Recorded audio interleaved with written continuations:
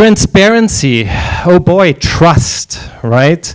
So important. I feel like our trust is broken every hour on the hour these days. Banks, politicians, right? Brands. I was in Venice 2 days ago, and there was a non-Nike Nike shirt that had the swoosh the other way around, and it said, "Just don't."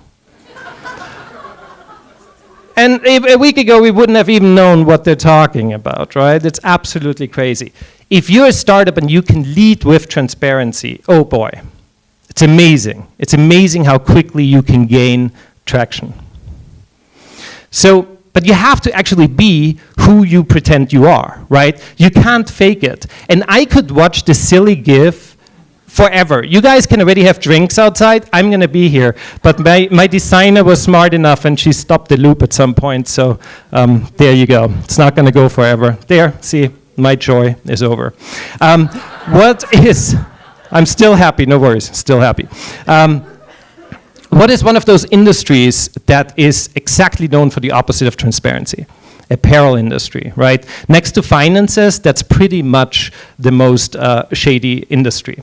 And who is known for changing this very quickly? Everlane. Now that is a company that I'm not going to ask how many of you know them, because I'm sure a lot of you are familiar with Everlane.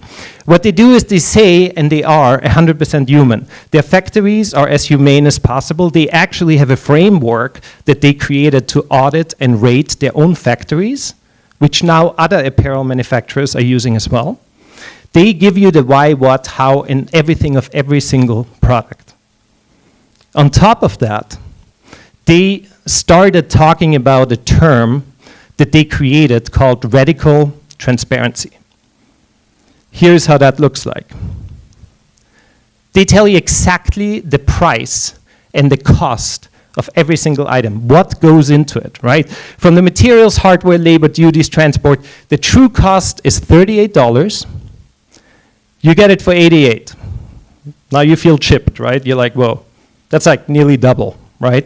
And then you realize, well, they need to run a sustainable business, and it seems like they're running a good business, so might as well. And then, oh, P.S., oh, look down there. Traditional retail, $190. Oh, customer for life, period. Brand love created. And in the end, this is the cheapest thing. It's like, hey, our company is so much cheaper than the rest. But what an amazing way of showing that in a very non-cheap way looking manner, right? That is absolutely fantastic. And what happens because of them walking that walk is that if they have a best-selling item and they figure out how to create more of them, which obviously they should if it's best-selling, they're going to lower the price, meaning they're going to have more profit. No, they're not going to have more profit. They're going to have to hand it over to the customer. So they had a cashmere sweater, and they lowered the cost $25 per item. Now imagine if you are a shareholder of Walmart, or if you are on the board of directors of Target. This is a good day for you. $25 per piece more. This is something to celebrate.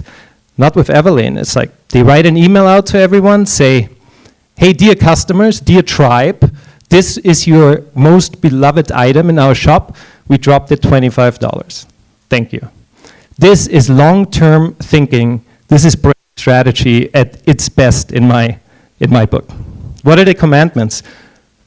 Well, if you're bold enough, and if you can pull it off, and if you can say, I'm going to lead with transparency 100%, you don't even have to do anything yet. You just say it, and this is who you're going to be. And you are going to do that, right? I mean, you have to 100% commit to it fully. If you're a startup entering a space and you say, I'm the one that's 100% leading with transparency, people are going to prefer you. I'm 100% certain of that. Of course, you can't screw it up, and it takes a lot to pull it off. But if you're a fintech, and I'm sure there's some fintechs out there, if you're going into the financial industry, this is your moment to shine with transparency, right? People ache for it.